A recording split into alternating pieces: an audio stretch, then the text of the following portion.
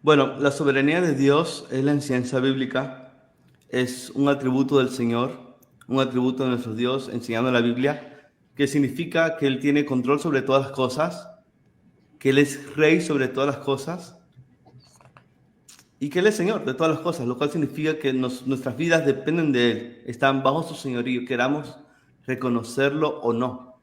Él controla todas las cosas, Él gobierna sobre la naturaleza, sobre la historia humana y sobre nuestra redención. Y eso es algo que yo puedo ver claramente en el Salmo 135. Es un poco extenso el Salmo, pero me gustaría leerlo, por lo Sí, menos sí. algunas partes, porque precisamente habla de esto, de la soberanía de Dios en la naturaleza, en la historia y en la redención. Dice, aleluya, alaben al Señor, alaben el nombre del Señor, alaben los siervos del Señor, los que están en la casa del Señor, en los atrios de la casa de nuestro Dios, alaben. ¿Por qué hay que alabar a Dios? En versículos 3, porque el Señor es bueno, canten alabanza a su nombre porque es agradable, porque el Señor ha escogido a Jacob para sí, a Israel para posesión suya. Porque yo sé que el Señor es grande y que nuestro Señor está sobre todos los dioses, todo cuanto el Señor quiere lo hace. En los cielos y en la tierra, en los mares y en todos los abismos. Él hace subir las nubes desde los extremos de la tierra, hace los relámpagos para la lluvia y saca el viento de su depósito. Vemos la soberanía de Dios en la naturaleza. Dios es quien gobierna sobre la naturaleza. Por eso los discípulos, cuando están con Jesús en la barca y Jesús calma la tempestad, ¿quién es este hombre que aún los cielos y el viento y el mar le obedecen? Bueno, ahí Jesús está mostrándole la deidad de Jesús, cómo Jesús no es simplemente un hombre y no es simplemente un profeta. Él es un hombre y él es un profeta, pero él es más que eso, él es Dios encarnado. Y bueno, luego el Salmo 135 nos sigue hablando de la soberanía de Dios en los hechos redentores de su pueblo, a favor de su pueblo, porque dice el versículo 8, el Señor hirió a los primogénitos de Egipto. Ahí vemos la soberanía de Dios claramente sobre la vida y sobre la muerte cuando sacó a Israel de la esclavitud en Egipto. Hirió a los primogénitos de Egipto, tanto de hombre como de animal. Versículos 9, envió señales y prodigios en medio de ti, oh Egipto, sobre Faraón y todos sus siervos. Hirió a muchas naciones y mató a reyes poderosos, a Seón, rey de los amorreos, a Og, rey de Basán, y a todos los reinos de Canaán, y dio sus tierras en herencia a Israel, su pueblo. Tu nombre, Señor, es eterno, tu memoria, Señor, por todas las generaciones, porque el Señor juzgará a su pueblo y tendrá compasión de sus siervos. Aquí vemos entonces que Dios no es solamente soberano sobre la naturaleza, sino sobre los hechos redentores, porque nosotros vemos que aquí el salmista está alabando a Dios por cómo liberó a Israel de Egipto y cómo le dio a Israel victoria sobre los enemigos, sobre cómo Dios fue soberano por encima de los reyes poderosos de este mundo. Dios gobierna, Dios es rey. Nosotros vemos también un ejemplo de esto en diferentes momentos en el libro de Daniel, por ejemplo.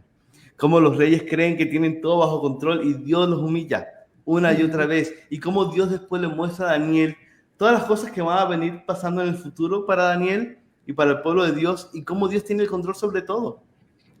Cómo Dios gobierna sobre el surgir de reyes, pero también sobre la caída de ellos. Y cómo Él lo hace. Todo pensando en el bien de su pueblo y en su gloria como Dios. Totalmente. Y lo último que vemos en el Salmo 135 es que Dios es soberano por encima de los ídolos que podamos tener.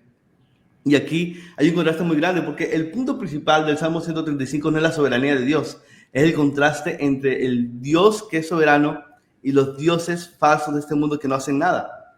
Versículo 15 dice, los ídolos de las naciones son plata y oro, obra de manos de hombre, tienen boca y no hablan, tienen ojos y no ven, tienen oídos y no oyen, tampoco hay aliento en su boca, los que los hacen serán semejantes a ellos.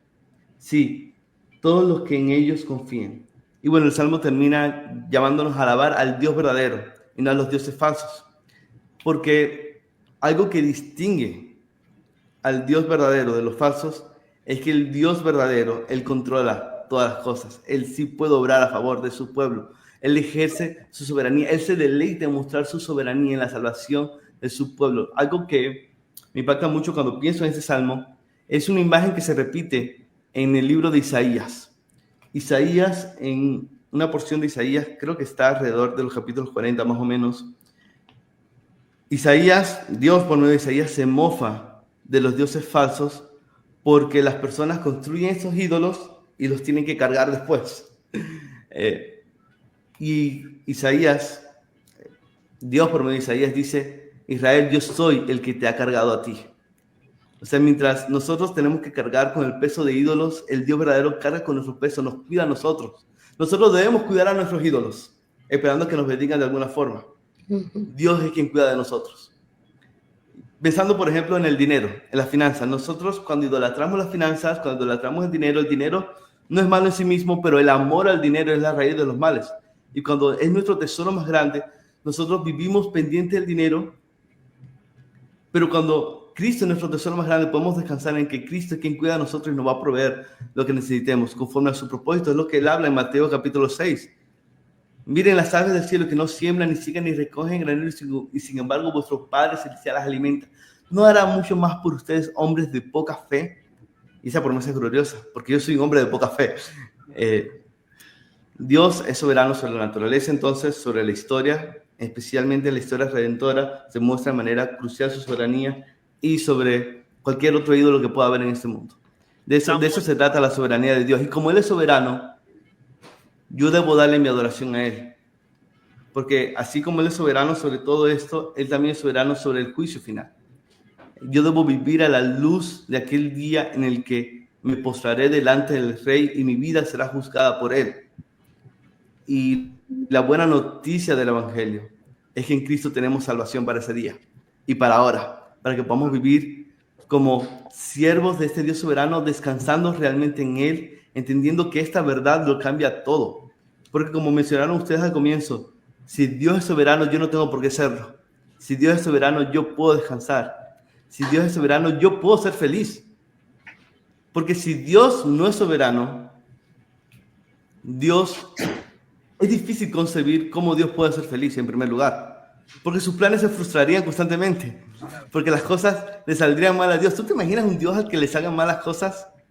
Un Dios que constantemente sus planes se vengan abajo. Un Dios que dependa de que otros hagan lo que Él quisiera que ocurra para Él entonces poder ser plenamente gozoso y feliz.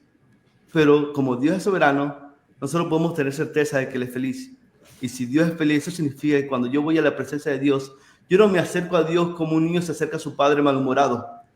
Yo me acerco a Dios como un hijo se acerca a su padre exitoso, gozoso, que siempre cumple lo que promete, que siempre es fiel para llevar adelante sus planes, sus propósitos. Eso lo cambia todo cuando nos acercamos a Dios también.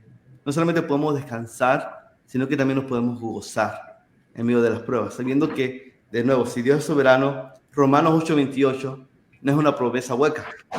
Dice: a los que aman a Dios, todas las cosas les ayudan a bien. Esto es a los que son llamados conforme a su propósito.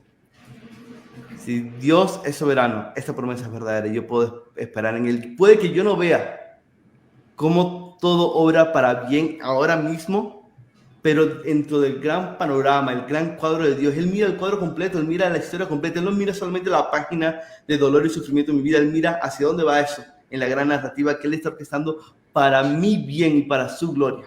Y yo puedo esperar en eso. Y bueno, hay muchas más cosas. Viste que la soberanía de Dios es un tema que me apasiona mucho porque ha cambiado mi vida. Porque de nuevo, si Dios no es soberano, yo no puedo ser feliz, yo no puedo descansar en Él.